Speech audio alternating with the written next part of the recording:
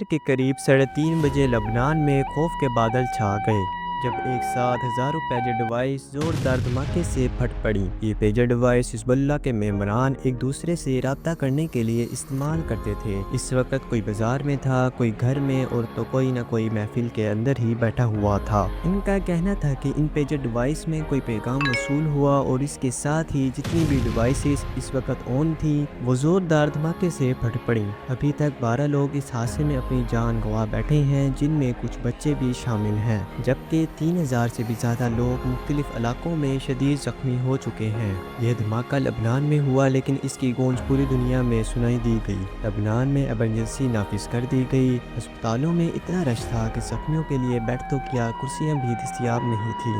ये मामलात अभी संभले भी नहीं थे और हालात काबू में नहीं आ रहे थे कि अगले दिन 18 सितंबर 2024 हिज़्बुल्लाह के हैंड हेल्ड रेडियो स्टेट्स भी एक साथ धमाके से फट पड़े। 3000 से भी ज़्यादा डिवाइसेस का एक साथ फट जाना किसी भी लिहाज से मामूली वाक़या नहीं था।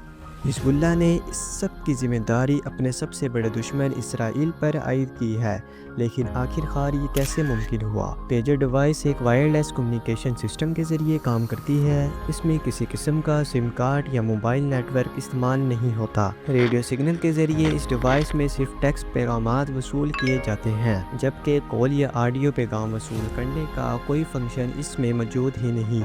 हिज़्बुल्लाह का ग्रुप पहले सेल फोन इस्तेमाल करता था, लेकिन उन्हें यह ख़तरा था कि इसराइल, जिसके साथ वो पिछले कई महीनों से जंग लड़ रहे हैं, इनका सेल फोन को हैक ना कर लें और उनकी लोकेशन ट्रैक कर सकते हैं। यही वजह थी कि उन्होंने मोबाइल फ़ोन्स पर पाबंदी लगाकर सबसे सादा और महफूज डिवाइस पेजर को इस्तेमाल करने का फ़ैसला किया, जिन्हें वो इसराइल एजेंट्स एजेंसी से छुपकर एक एलानाती ग्रुप के तौर पर इस्तेमाल करते रहे। इस एलानात ग्रुप में अहम पैगामात एक साथ सबको वसूल हो जाते थे। तमाम पेजर डिवाइस एक पेजर नेटवर्क के साथ मुंसलिक होती हैं। जब भी कोई पैगाम भेजना हो तो पहले वो पेजर नेटवर्क पर जाता है और फिर इस नेटवर्क से जुड़ी दूसरी तमाम पेजर डिवाइसेस तक ये पैगाम पहुंचा देता है। जब सिग्नल पेजर डिवाइस तक पहुंचता है तो पेजर अपने मुनफरिद शनाख्ती कोड के ज़रिए सिग्नल को चेक करता है। अगर सिग्नल मैच कर जाए तो वही पैगाम वसूल कर सकता है। अभी तक बताया जा रहा है कि 3000 से भी ज़्यादा पेजर डिवाइस फट चुकी हैं, जिनमें सबसे ज़्यादातर जनूबी लबनान यानी इसराइल लबनान सरहद के करीब फटे हैं। इस हमले में जहां हिज़्बुल्लाह के हज़ारों लोग ज़ख्मी हुए, वहीं ईरान के सफ़ीर मुश्तबा अलमानी के भी ज़ख्मी होने की इत्तला मिली है। हिज़्बुल्लाह का कहना है कि इस हमले में पिछले इसराइल एजेंट्स एजेंसी का हाथ है, जबकि अभी तक इसराइल ने पेजर धमाकों के हवाले से कोई तबसरा ही नहीं किया। लेकिन आखिरकार इन पेजर डिवाइसेस में ऐसा क्या नस्ब किया गया और किस ने किया? फटे हुए एक पेजर की तस्वीर में देखा जा सकता है कि इसके पीछे गोल्ड अपोलो कंपनी का नाम लिखा हुआ था। गोल्ड अपोलो का कहना है कि उन्होंने ये डिवाइस खुद तैयार नहीं की, बल्कि BAC नामी कंपनी को अपना ब्रांड नाम इस्तेमाल करने की इजाज़त दी गई थी। लेकिन ये काम प्रोडक्शन लेवल पर किया गया है, यानी डिवाइस तैयार करते वक्त ही इनमें धमाका घेस मवाद नस्ब किया गया है। तो इसका मतलब है कि काफ़ी अरसे से इनके पीछे मनसूबाबंदी हो रही थी। हिज़्बुल्लाह का कहना है कि उन्होंने तकरीबन 5000 gold Apollo pager devices order की थी, जो 2022 के आगाज़ में लबनान पहुंची। गोल्ड अपोलो के बानी का कहना है कि जो पेजर डिवाइस फटी हैं, उनकी तैयारी तिलवान में नहीं हुई, बल्कि BAC कंपनी ने उनकी तैयारी की है। पहले उन्होंने इस कंपनी की लोकेशन बताने से इनकार किया, लेकिन मामलात की संगीनी को देखते हुए उन्होंने बताया कि ये हंगरी के दारुल हुकूमत में वाक़या है। पेजर का ये ख़ास मॉडल AR924 था, जो गोल्ड अपोलो के मुताबिक हंगरी के एक फार्म में तैयार किया गया था। इसका डिज़ाइन, फंक्शन और फ़रोख्त सब कुछ इसी फार्म ने देखी थी, जबकि सिर्फ नाम गोल्ड अपोलो का इस्तेमाल हुआ। गोल्ड अपोलो के बानी का कहना था कि तकरीबन 3 सालों से ये कंपनी इनकी पार्टनर है, लेकिन उन्हें इस बात पर हैरानी हुई कि ये कंपनी हंगरी में वाक़या होने के बावजूद इसकी अदायगी मशरक़ी वस्ती से आती है।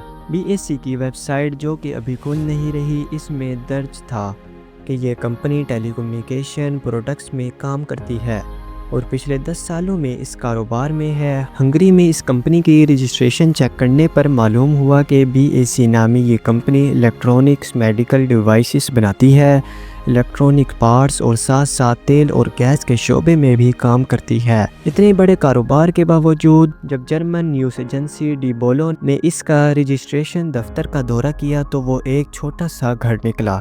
اب یہ شبہ ظاہر کیا جا رہا ہے کہ یہ ایک شیل کمپنی ہے، یعنی ایسی کمپنی جو کسی مخصوص خفیہ کام کے لیے بنائی جاتی ہے۔ جب بی ایس سی کے مالیاتی ریکارڈ کی جانچ پڑتال کی گئی تو معلوم ہوا کہ اس نے حال ہی میں 18 ملین ہنگری کا منافع ظاہر کیا ہے، جو کہ تقریباً $50,700 بنتے ہیں۔ جب لبنان میں پیجر دھماکوں نے تباہی مچائی، اس وقت بی ایس سی کی ویب سائٹ کھل رہی تھی، لیکن کچھ دیر بعد ہی اس میں ایرر آنا شروع ہو گیا، جیسے اس کی رسائی جان بوجھ کر بند کر دی گئی ہو۔ سرکاری ریکارڈز کے مطابق بی ایس سی میں ایک خاتون ہیں جو 2016 سے کمپنی کے ساتھ ہیں، جبکہ کمپنی کے مالک کے نام کے مطابق دونوں میں شوہر اور بیوی کا رشتہ معلوم ہوتا ہے۔ ان دونوں کو بہت سی فون کالز کی، لیکن کسی نے بھی جواب نہیں دیا۔ ماہرین کا ماننا ہے کہ پیجر ڈیوائسز میں پہلے سے ہی 8 سے 10 گرام دھماکہ زیر مواد چھپایا گیا تھا، جسے متحد کرنے کے لیے ایک الیکٹرونک چپ بھی نصب کی گئی ہوگی۔